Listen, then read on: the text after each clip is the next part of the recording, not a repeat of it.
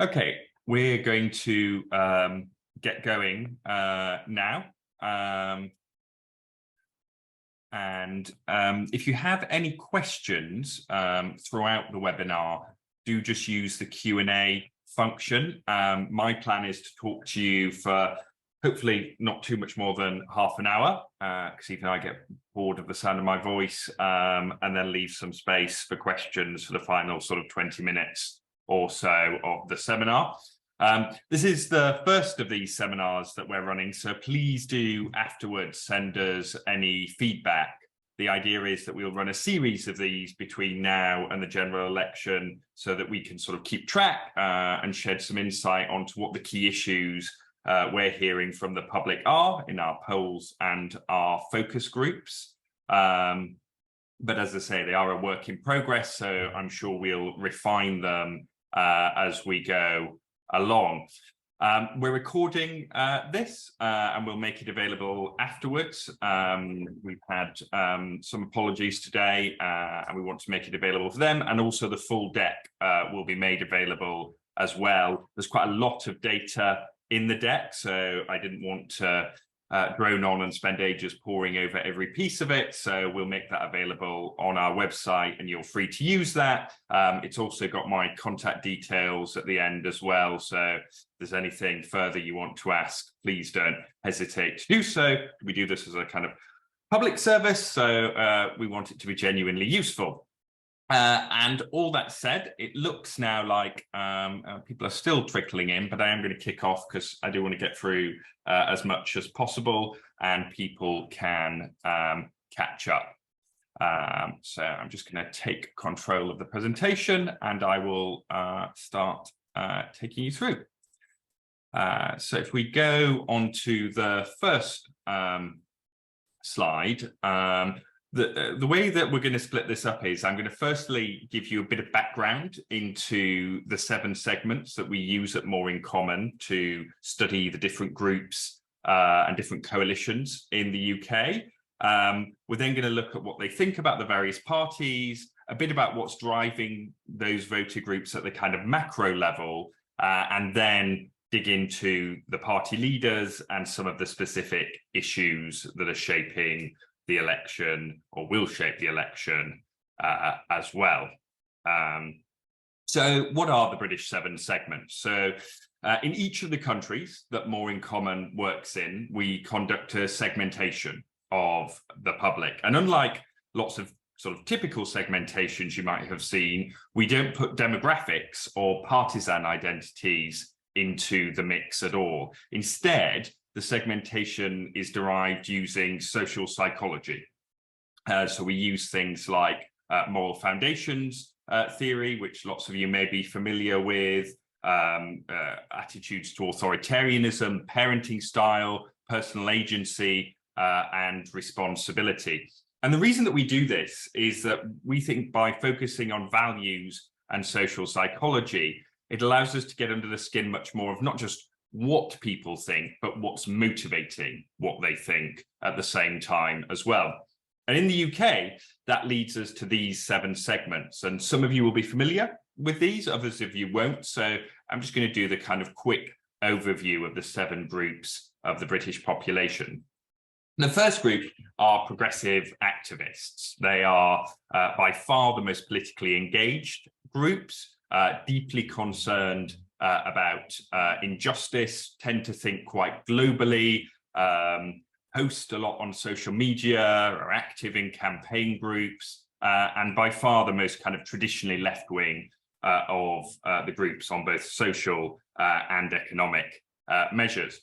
The next group are civic pragmatists. They actually share a lot of the values of the progressive activist group, but perhaps a bit more softly and a bit less politically. They tend to show their engagement through participating in community events and volunteering. I often explain the difference between the two as a progressive activist on refugee policy might be more likely to go on a march, a pro-refugee march. A civic pragmatist might be more likely to host a refugee family in their home. Disengaged battlers are the most economically insecure of the groups, by far the most urban, most likely to be on things like 0 hours contracts. It's also the group that has the highest representation of people from minority ethnic communities as well. It's quite a distrustful group, distrusting the system, which they tend to feel has let them down. And these three groups, all a plurality at least, and in some cases a majority, voted Labour in the last election. We then move on to the second half of the British Seven, and you have the established Liberals. And I sort of often compare this group to Cameronite Conservatives. They are quite traditionally conservative, certainly on economic values. They're very optimistic group. They think the world is becoming a safer and better place. They largely voted Remain and are more socially liberal. They tend not to like some of the more culture war wedges that perhaps appeal to different parts of the Conservative coalition.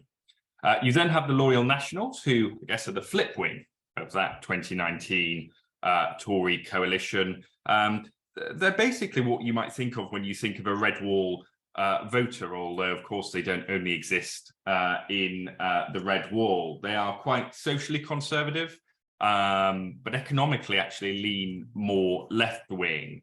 In both 2017 and 2019 swung towards the Conservatives, having traditionally been Labour, and they're one of the most interesting groups that we'll look at in this seminar. Disengaged traditionalists are often compared to Essex man or white van person. They're a group who are not particularly excited by politics. They have quite a strong belief in self-reliance. If there's a sort of pull yourself up by your bootstraps group, it's probably this group here, but also strong believers in order and following the rules. And then finally, we have backbone conservatives. They are, they are the core of the Conservative vote, a very traditionalist, nostalgic group, very pro Brexit as well. So that's the British Seven. And then just as an overview between the last general election and today, how have voters changed? Well, looking at it purely on party identity, I think the thing which jumps out first from that block is just the number of different ways that the Conservative vote is peeling off. You've got a big chunk that is going directly to Labour. You've also got a chunk going to Reform UK. And we think, if Reform UK positioned itself slightly differently, they would have bigger upside than they currently have. Some going to the Liberal Democrats and actually some going to the Greens as well. And we saw those gains for the Greens from the Conservatives in some rural areas during the local elections. But that big chunk as well going to don't know. So there are still lots of voters who remain undecided. Movements from the other parties, much less. Actually, some Labour going to don't know, some Labour going to Greens, and similarly with the Liberal Democrats as well. And there's that interesting chunk of Liberal Democrats you can see who've actually moved over to Labour. We might talk a bit more about that next. If we go on to the next slide, this shows you how those segments that I told you about have changed their vote. Firstly, between 2017 and 2019, and then between 2019 and today. And what jumps out of that? Well, firstly, you see the big swing to the Conservatives between 2017 and 2019 amongst that Loyal National group. So going from 46 to 56%. As I said, they'd already started swinging to the Labour Party prior to that election. The disengaged traditionalists, who very often don't vote, were particularly motivated by the Get Brexit Done message. But actually, the Conservative vote slipped between 2017 and 2019 amongst that established Liberal group, largely because of that Brexit identity and the fact that that group never particularly warmed to Boris Johnson. Fast forward to today, and you see quite a different picture. So firstly, you see Labour continuing to gain, and this is quite important, it's not just the swing groups that have moved to Labour, but continuing to gain among civic pragmatists and disengaged battlers.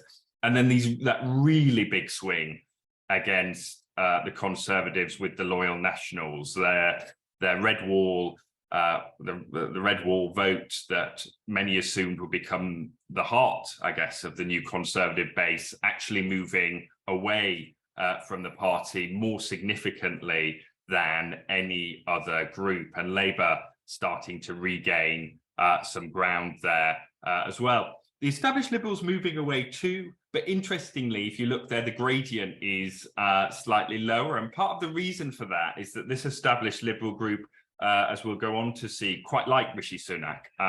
They think he's more of a return to the sort of Cameron mould of Conservative leader than either Theresa May or Boris Johnson. Whether that is in fact true is obviously a matter of some debate, but it's interesting. The swing is far more pronounced amongst those voters who were particularly animated and enthused by the prospect of a Johnson premiership in 2019.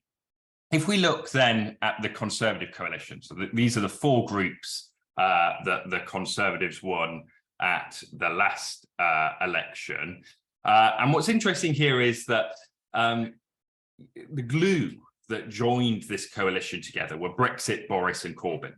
And all three factors have now gone, because actually it was an extraordinarily wide coalition, going from the established Liberals to Loyal Nationals, who have very little in common on social or economic issues, including those more traditional Conservatives as well. We forget it, given everything that's happened, quite a big electoral feat.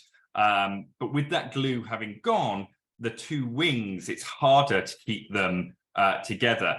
And one of the things that I would say is that, the thing which really shattered the coalition was Partygate, and it did it across the piece. We'll go on to talk about, it's definitely now economic factors which are driving the move against the Conservatives, but the shattering came from Partygate, because that Loyal National group, that group who were really rather enthusiastic about Boris Johnson, thought he was different to the sort of typical politician. They're quite a low trust, high threat group that feel left behind, feel like they've been ignored by politicians. They thought Boris was one of them, and the impact of him breaking the rules and being seen to be a typical one rule for them politician really upended the electoral landscape and continues to come up today.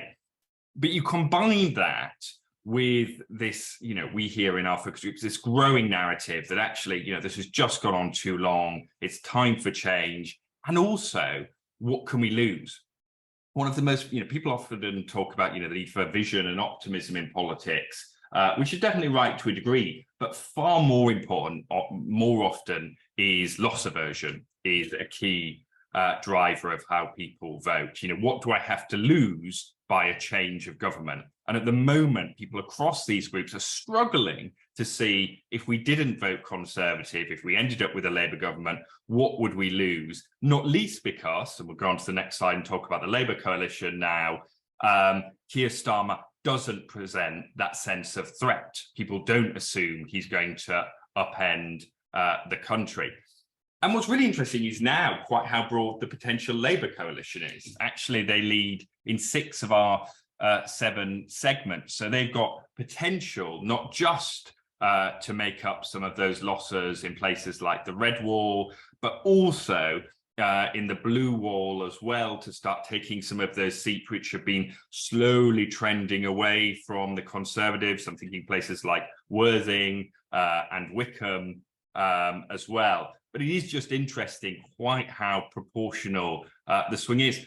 And what's really interesting, and I think perhaps a sign of how Keir Starmer has changed the Labour voter base, that in 2019, overwhelmingly, the largest group voting Labour were the progressive activists. You see that 67% in 2019 now. The next highest was 47%. Actually, they're no longer even the most likely group to vote Labour. Both civic pragmatists and disengaged battlers have overtaken them. The Labour coalition has moved much more towards the centre. And actually, Labour have lost some, but I mean, if you look at it, it's from 67 to 64. They've actually lost some ground amongst that progressive group who moved to other areas. The challenge, though, for Labour is that it is not a done deal. People still say, what would Labour do differently? What would they make better if they're in charge? And I think there's a particular sense that things are so bad.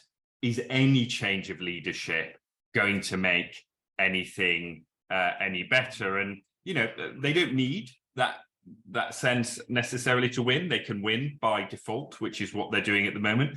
The risk is if a lot of things go right for the Conservatives, then things could shift. That's quite unlikely the way things are going at the moment. But more significantly, actually, once they're in power, what sort of mandate do they have if they've just won off the back of Tory unpopularity? And again, we really hear that in our focus groups. And I want to play you some clips from them shortly. I just want to touch on the smaller parties. It's quite interesting. The Liberal Democrats sort of surprisingly flat. Really, there was a bit of a post-local elections bounce. But there is a bit more of an opportunity for the Liberal Democrats that I'll go on to talk about in a second. The Greens are getting a big chunk of that progressive activist segment. But the really interesting thing, and this is so often missed in analysis, and this is why I really like the segments, 2 in 5 Green voters are either coming from that established Liberal segment or the loyal National segment. So those voters who were part of the 2019 Conservative base. The Green base is small, but it's and it leans progressive, but it's much more diverse than sometimes it's thought to be.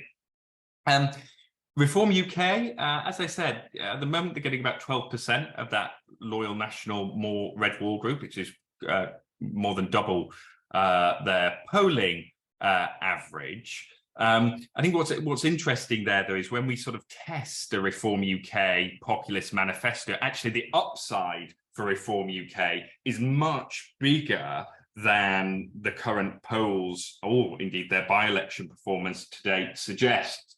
I often say about Reform UK, there's a sort of untapped potential there.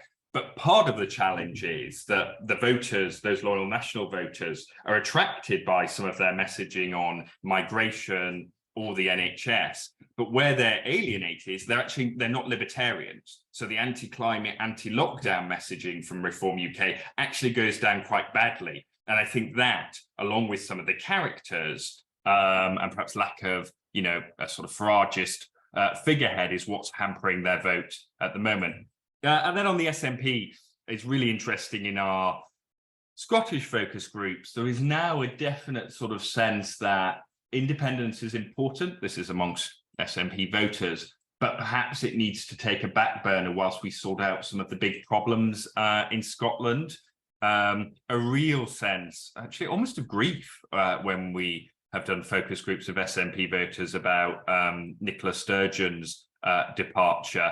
And a growing sense of actually, is now the time, at least in the Westminster election, for some of them to vote Labour because, this is a quote from one of the groups, the SNP are only going to have 50, Labour could have a lot more. So that could be driving along with, obviously, caravan or motorhome, whatever it is, gate, is driving a lot of people away from the SNP. And then on the Lib Dems, as I mentioned, the Lib Dems are on 10% overall, but really do well with that established Liberal, or overperform with established Liberals and civic pragmatists. That lower vote share we tend to find isn't actually indicative of their likely performance, because their vote seems to be more efficiently distributed than it was, say, in 2019.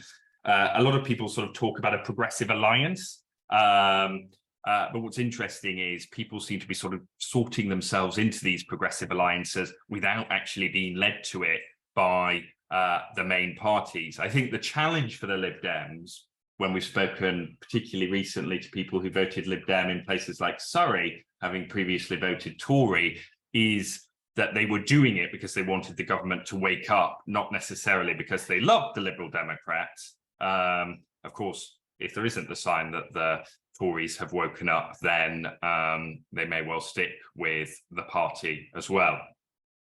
We go on to the next slide. I just wanted to put this in because I think it's quite interesting. The one thing I should say is, because this is from a very big sample, that you need to do this party membership identification. It's a bit older than the rest of the data we're talking about, and I suspect the Labour membership has shifted slightly since then. But as you can see, when we first did this survey, Labour members overwhelmingly drawn from that progressive activist segment, which is what you might think. I mean, a key marker of that segment is engagement. The second is sort of real motivation to tackle issues around social injustice, but very dominant, and I think shapes a lot of the discourse around what the Labour Party membership thinks. You then flip to the Conservatives, and what's interesting is it's actually a much more split membership.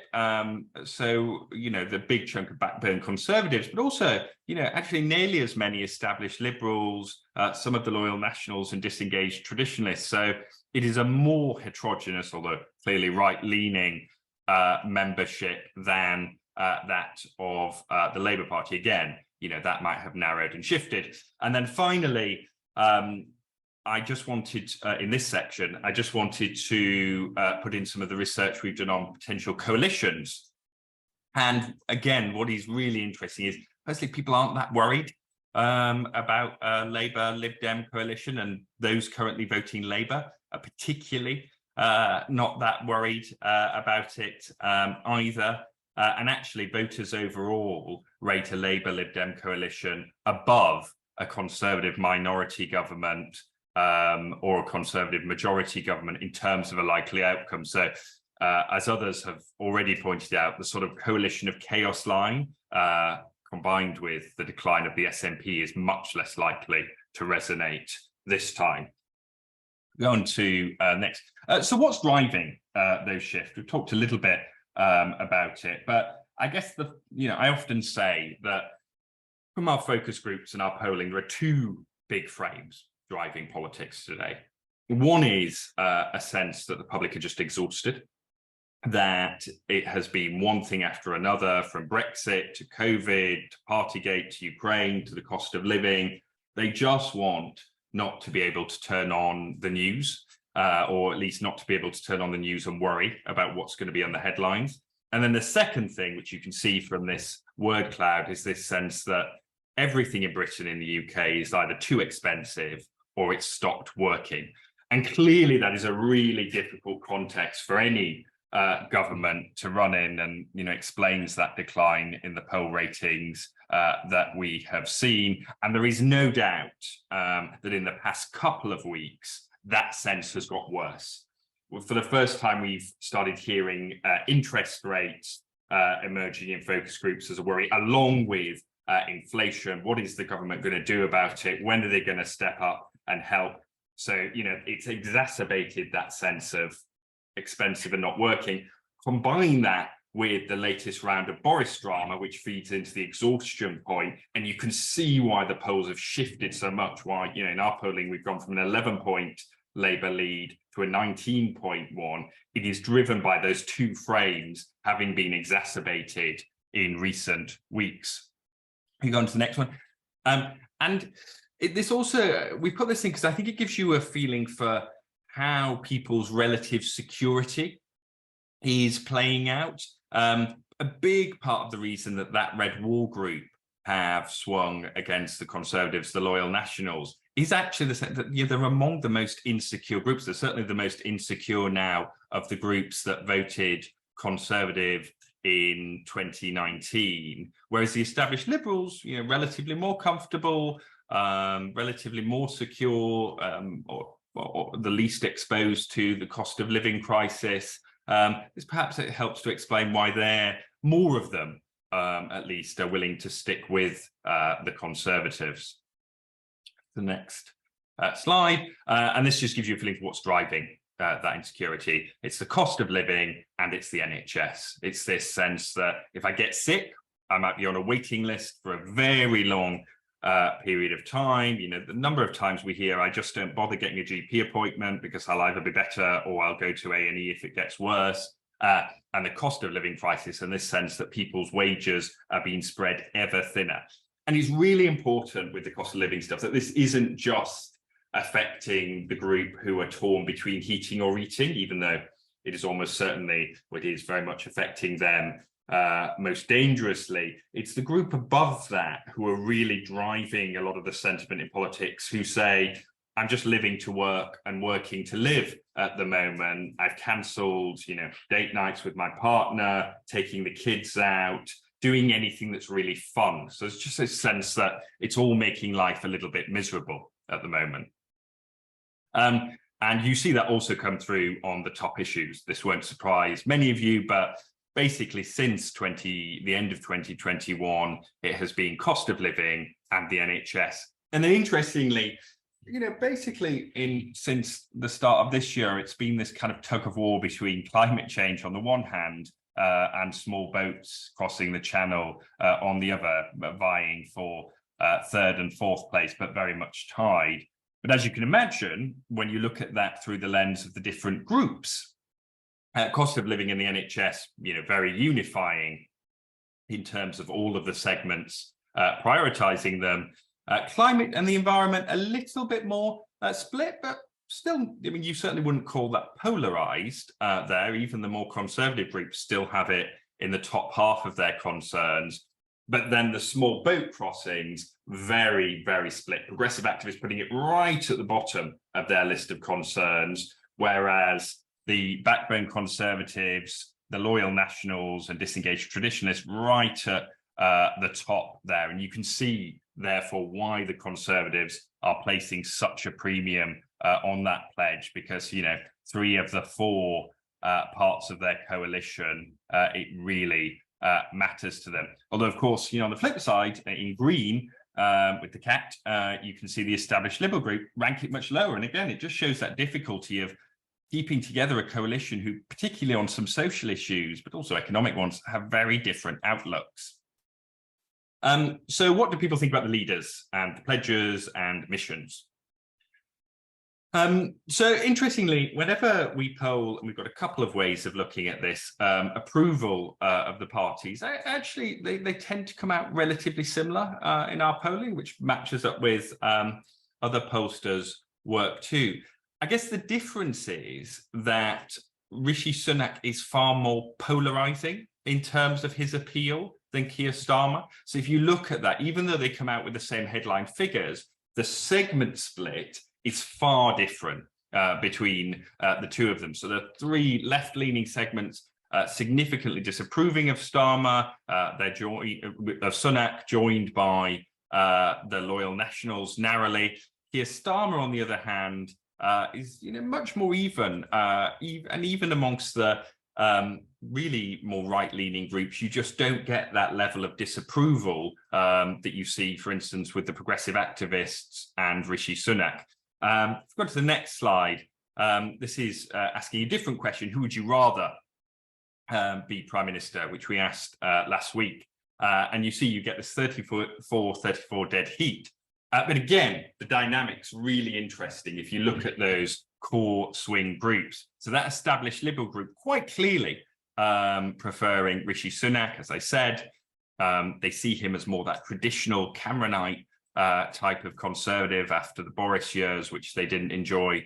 But the loyal nationals, on the other hand, that more red wall group, really actually not convinced by Rishi Sunak to anywhere near the same degree, and actually narrowly 36 to 33 preferring Starmer. So it shows you some of the differences there. And again, what's driving that? If we go on to the next slide, if you ask people in focus groups about Rishi Sunak, they're torn.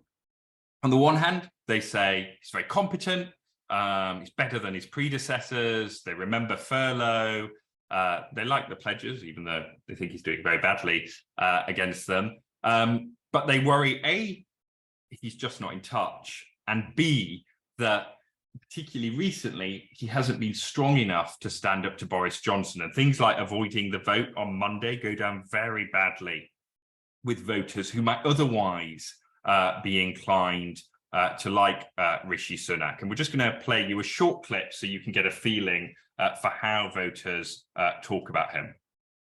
I was going to say that I don't think he's fit for purpose in this role. I don't think he understands what people go through, and that was shown.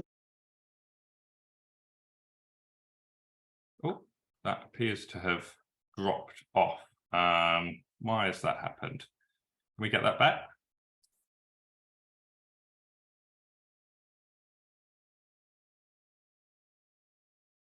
Just going to check with my colleague. I was going to say that I don't think he's fit for purpose. When he went to a homeless shelter and he actually asked a guy what he did for a living. Why? The guy's homeless. He's not working. I don't understand. He's just out of touch with the people, and he's far too rich for my liking. But Rishi, yeah, he's far too. He's like the richest MP, if you like. Do you know what I mean? He's a millionaire. His missus is a millionaire. He's got cash in all sorts of places. So it's kind of like, how is he going to start telling the average worker like what's best for us? It's crazy. Yeah, I agree. He's quite out of touch, and I feel like he was much better as a chancellor than he is as a prime minister. I feel like there was a lot more support through COVID than there has been since he's come into the prime ministerial role. Background is he's a billionaire. You know, he likes to proclaim I'm from Yorkshire, and you know, I know the price of a pint of beer and things like that, but I'm not too sure he does. Somebody that's grown up within the the wealth that surrounds him, and always has done and probably always will do, we cannot possibly understand how it feels for somebody like me. Do you know, no, not at all, never. I was going to say that I don't think he. So that gives you a feeling for how particularly the wealth comments come up and how people interact. As I say, people also will give him credit for, they certainly do think actually this guy, he knows what he's doing on economic stuff, but it just runs up against, as you heard from those clips, this sense of, is he in touch with us and our lives, or actually does his wealth just make him too out of reach? What about Keir Starmer then? There's definitely been an improvement in Keir Starmer's focus group testing over the past 2 years. Better name recognition, better cut through. A lot of the hostility has disappeared that we heard, particularly in 2020, 2021. But it's hard to detect any enthusiasm for him. I would say, I've said before that it's a bit simplistic, but, the sort of average attitude to Keir Starmer ends up being that he's a bit meh. But actually being meh is better than being terrible, and again, allows you to sort of win by default almost, because people they don't quite know what he stands for. And that's not because of the leadership U-turns. It's a sort of, what are the 3 or 4 things that Keir Starmer is going to do to make our lives better? What is the sort of tangible things? And actually his missions in particular are so abstract that they go down very badly in discussions with people. So it's this sort of sense of, okay, we don't dislike the guy, but we just want to know a little bit more. Why is the Starmer premiership going to be better for our lives? And interestingly, things like his stances on house building have now started to come through as, even when it's not universally popular, okay, they are willing to stand up for something. And I think that's going to be more important as Labour moves towards the election, is having just those 2 or 3 dividing lines that point to what will be different under Labour. And we'll just play a clip here as well. More chance of me voting for Keir Starmer than there is Jeremy Corbyn, but I think it's an upgrade, and it's better to have a party with a little bit more competitive than it was previously, that's for sure. But we don't hear enough about actually his policies. It's just a lot of, like people have said, criticism of each other at the moment. And what would you like to hear from Keir Starmer, Matt? yeah, what he's actually going to do, I suppose, and I guess closer to a general election, I'm sure he'll tell us more of that and stuff like that. But how things are going to change, and I think they're in a great position, or they should be in a great position, because I do think everyone is sick of what's happened over the last 5 or 6 years in the Tory party, but I don't think they've got themselves in a position really to attack it properly yet. Agree with everyone else really, that just don't really seem to know what it is they're going to bring to the party. It's just a lot of sort of accusations and this and that, so same sort of thing. Don't really seem to know what they're going to do really, and I'd like to hear more about what the policies are going to be and what they're going to do to combat things that are going on. I don't know really. I believe whichever party has leadership, whatever their plans, their direction is going to be, they could have 10 items on their regime, and I firmly believe that whoever it is that that they'll be controlling the country will probably tackle one, maybe two of those items, and again it seems to go around in a vicious circle. One party will say one thing and they'll have all these items on their agenda and they'll do none of it. Then somebody else will come on board and they'll bring something in and none of that gets done. And it's just a continuous whirlwind of shit.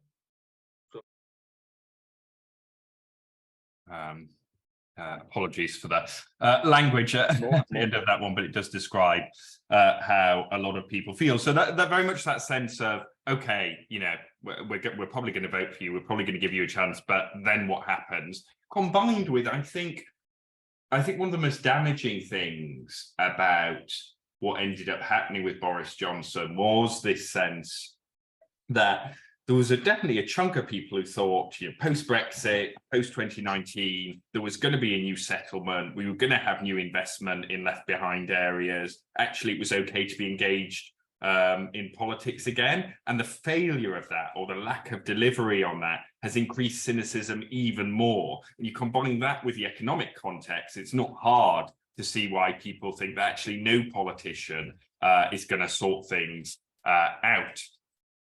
So the pledges, Rishi's pledges, have definitely cut through.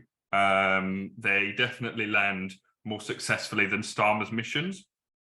But it is definitely the case that the regular repetition or sort of flipping back to the pledges rather than answering questions is starting to look evasive. And, in a couple of focus groups, people have mocked the pledges. We've asked about, when we ask people what the top issues are, we've had a couple of times when people have said, oh, well, I know what I'm supposed to say.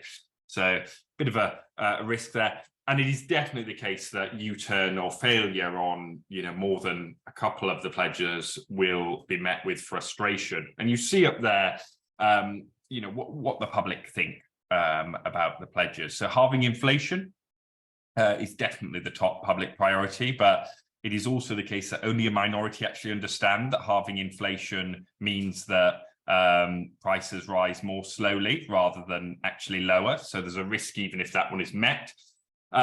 Growing the economy matters to the Tory coalition. But again, people want to know what it means tangibly in terms of jobs and their lives. Waiting lists at the NHS, as I said, is really driving public insecurity.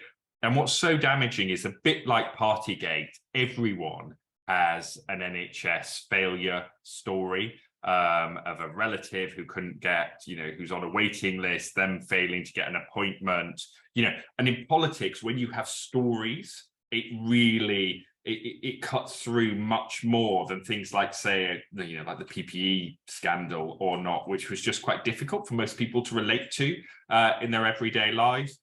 Some openness, though, to reform of the NHS that actually, we might want to look at things like the way GPs work, because people hate the ATM call up and think it's a bit silly and outdated. But I should say, when it comes to striking doctors and nurses, the public sympathy is still very much with them. On other groups, such as civil servants, head teachers, train drivers, it's more split. But with the medical professions very much with them. Stop the boats is really interesting. So, you know, the public support stopping channel crossings.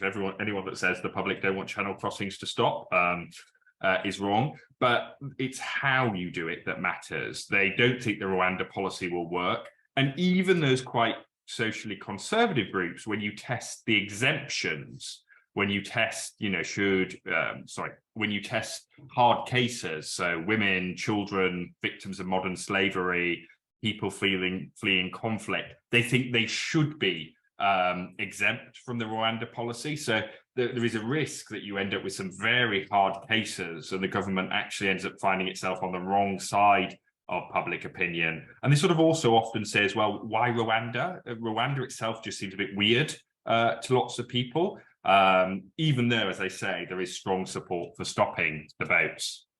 You move on to the missions. And, you know, while the aims of the missions resonate, the problem for them that you know, as a sell for a political party is that they're too abstract. They don't have a retail offer. You know, they're quite a good philosophy for governing, perhaps, but these kind of, you know, quite highfalutin missions just don't seem to connect with people when we speak to them about them. So something like high sustained growth in the G7, the problem with it is it sort of falls back into that trap during, you know, that we saw during the Brexit referendum, that people sort of go, well, growth for who? You know, is it really going to benefit me? You know, the G7 frame doesn't resonate with lots of people as well. In contrast, things like the safe streets resonate much more strongly because people can understand it. You know, they want, you know, crime has emerged as a consistent issue in our focus groups recently, and people just want to be able to see police on the streets, to know that police will come out when they call them and will actually investigate rather than just giving them a crime reference number, and that those who commit antisocial behavior will be made to clean them up. So that shows you the kind of contrast there. The much more tangible mission lands much better. Clean energy superpower is probably somewhere in the middle.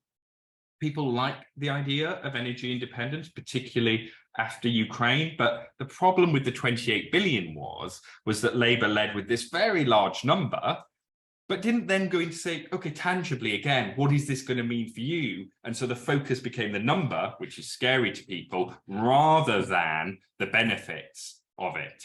The NHS we've talked about, but people will want to know what the fit for the future is. And again, barriers to opportunity, no one disagrees with that, but you talk about that in the focus group and people, well, but what? What barriers, how and why are you going to deal with them? So I just thought useful to contrast the missions and the pledges there. And then finally, we won't do this one because I think we've pretty much covered that. I'm just going to very quickly, just on this slide, go over the top issues in a sentence. There's some more detail later in the deck, but I do want to leave some time for questions, so I won't go into it all. We talked about some of them. The ones that we haven't talked about, levelling up, as I mentioned, like levelling up cut through to the public in a way that most Whitehall slogans don't. People got what it meant and they want to see it delivered. I guess one of the most interesting things from our work on what people want from levelling up is how hyper-local it is. People want the park at the end of the road cleaned up more than they want a big rail project going to their town. Though the flip side is when you've promised a big rail project and then you cancel it, it looks like you've given up on levelling up. So it's sort of a bit of a double-edged sword. The culture wars stuff, as you might call it, you know, there are obviously important issues to be resolved in the trans and gender identity debate, but it continues to be low salience, even when you talk about it in the focus groups. It comes, you know, it comes bottom of the list on issues in polls. When you talk about it in groups, people do genuinely wonder why politicians are talking about it so much.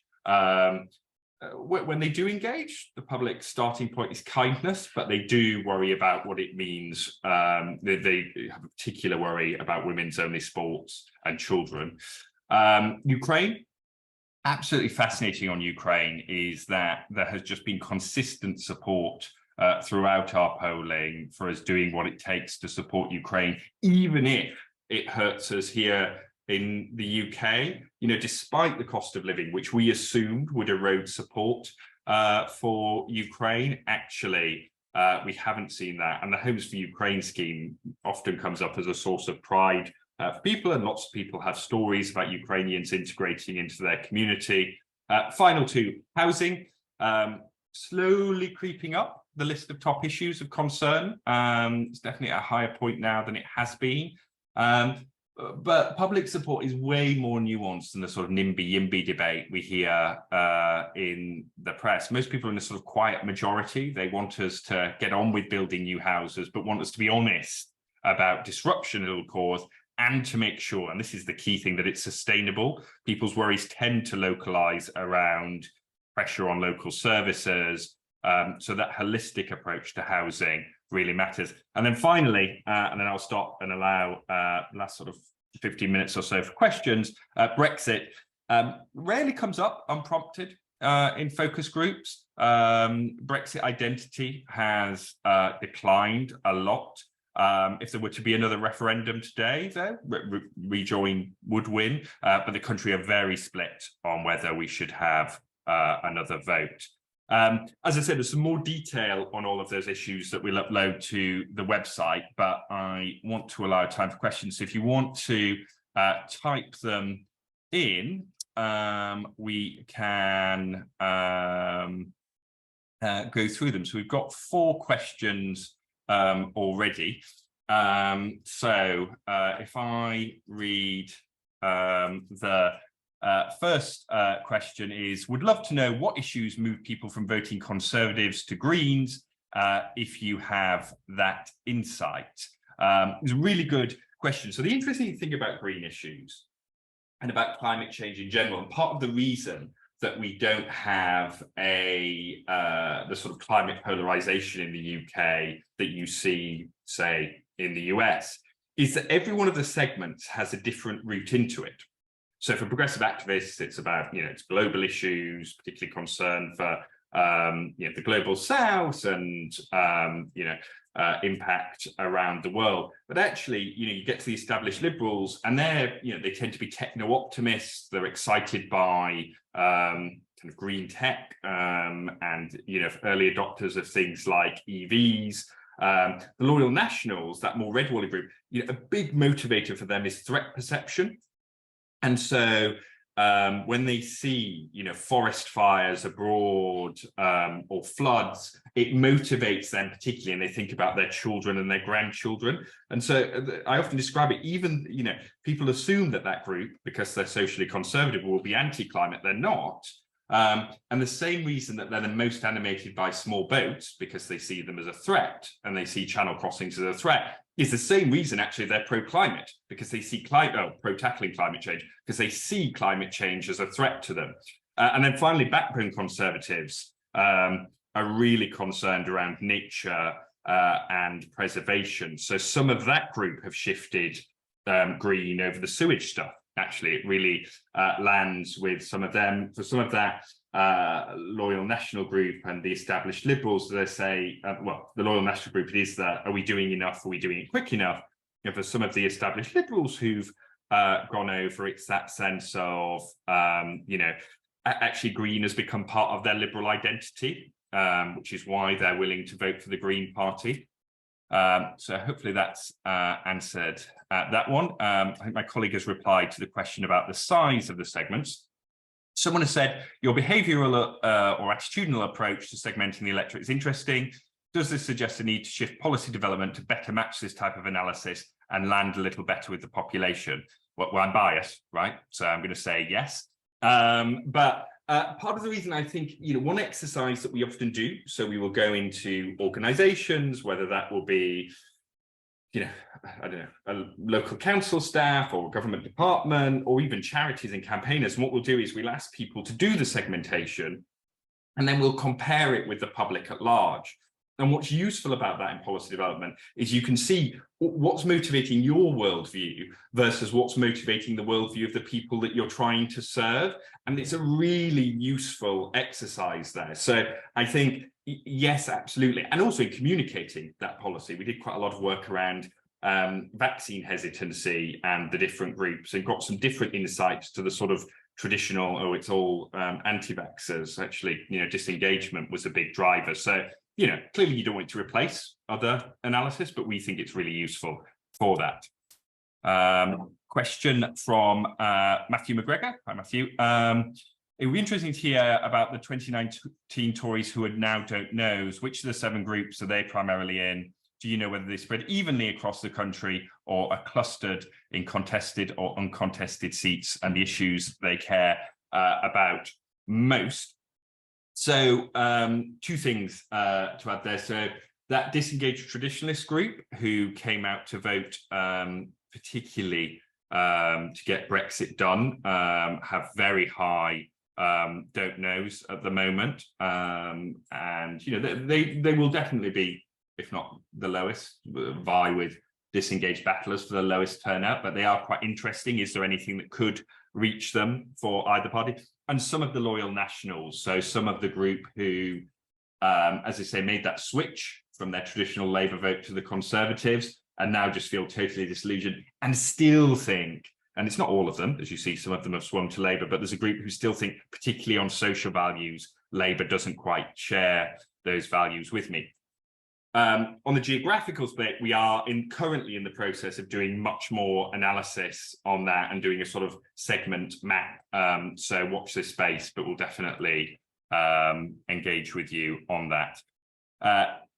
Heather Arnold, any thoughts on what you expect voter turnout to be at the next general election, and how do you think that might impact the outcome?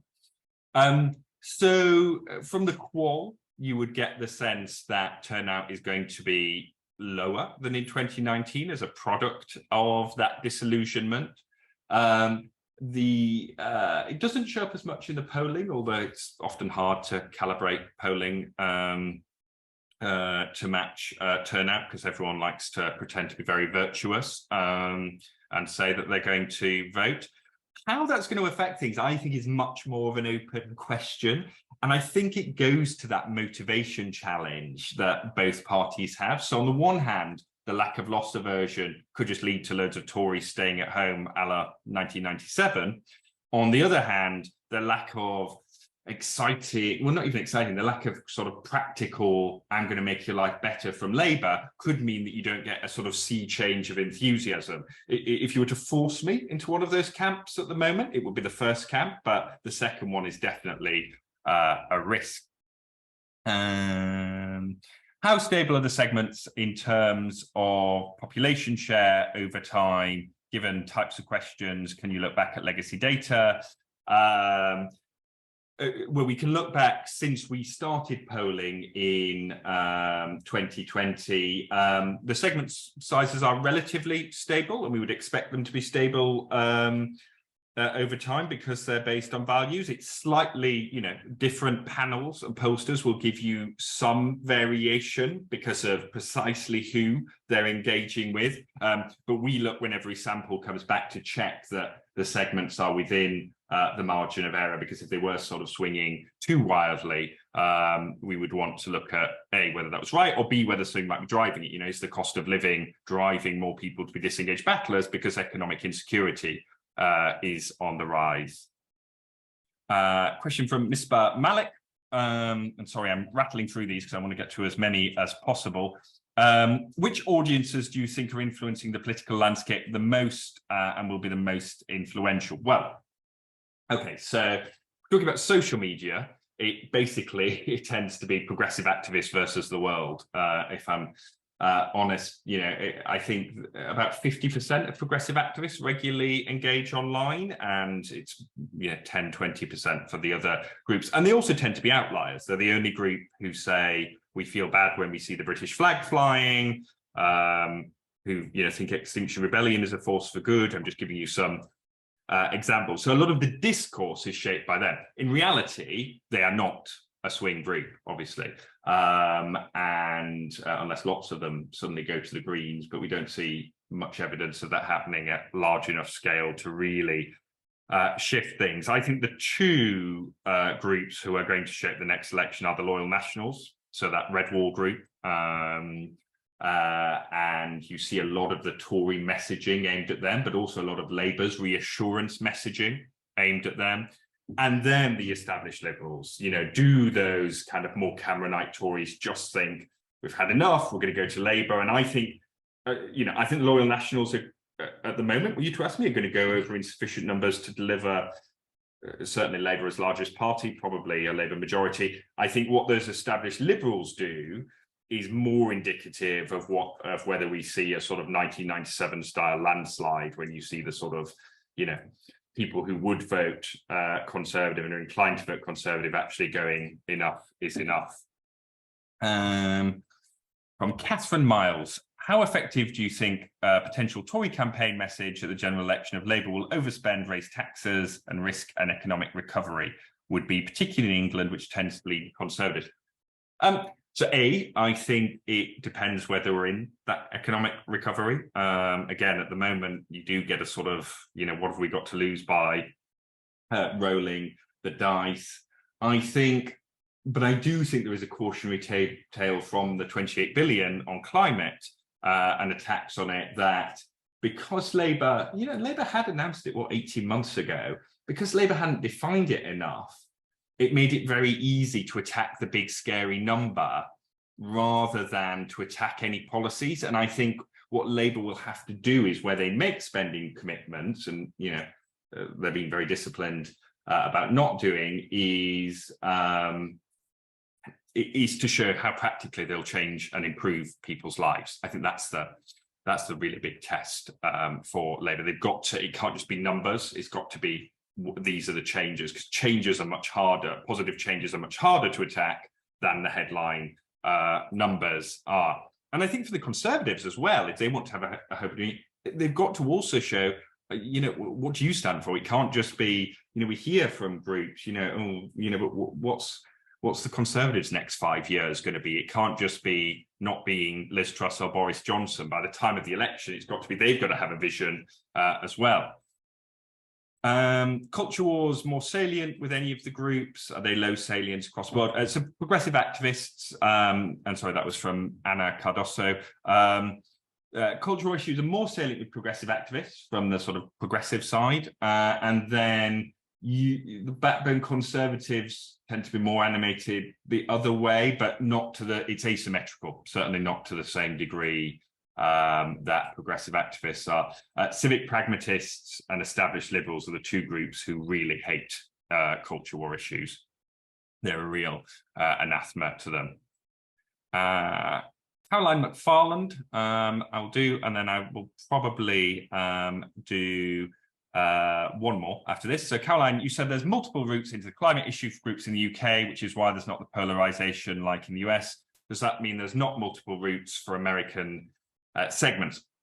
There absolutely are multiple routes for American segments. I guess the big difference is with the equivalent, and the segments are different in each country, but with the equivalent of that loyal national voter, as I said, the way threat perception works on climate with a group that are very high threat perception is that it manifests itself as, oh God, we've got to mitigate against these climate impacts. I'm really worried for my safety, my children, my grandchildren. So the threat perception moves that way. With a lot of American voters who are high threat perception, the threat comes from, oh my God, the government's going to do all of this terrible stuff to my livelihood in order to tackle climate change. And so the threat perception actually moves the other way amongst, you know, that high threat perception, more Trump voting group, if it makes sense. And so you've got to try and find another way in, or to change the threat perception dynamics there in a way you don't have to do in the UK. And then I will, given we are at 12, I will answer this very quick question on from Amy Glendinning. Did you do any research on perceptions of cabinet, shadow cabinet, any particular ministers who are likely to have a strong impact? The answer is not really, actually. You know, beyond, particularly at the moment, people are looking at the top two. Should say Rachel Reeves has started to cut through a lot more. And you know, people quite like her. I mean, not strongly animated, but they don't dislike her. Angela Rayner, amongst loyal nationals, goes down quite well on the Labour side. on the Tory side, the testing has been more in terms of future leadership, and what's interesting amongst the general public, and bear in mind they don't know them very well, this is just from showing them sort of clips, both Kemi and Penny come across best with the public because they're seen as being quite authentic there. We are now at 12, and there are lots of other good questions. I mean, Daniel's put in a good one about the limitations of this stuff, which I think, is absolutely right, which is why the qual matters so much as well, because you have to get into, how does this stuff really land to understand it? And we would always say, do qual and quant together to get to the what, the why, and the how. Because otherwise there really are limits there. But any other questions, I think my email address is on the final slide somewhere. You can get in contact with me there. And if any of you would be interested in, working with us, we do our own polling, focus groups. We love partnering with organizations, and one of our missions is to make opinion research and audience insights more accessible at a lower cost to organizations that wouldn't be able to afford it normally, and being a non-for-profit. We can do that a bit more, so do reach out, do get in touch, and really, really appreciate the fact that so many of you have taken time out to listen to us today. Thank you very much.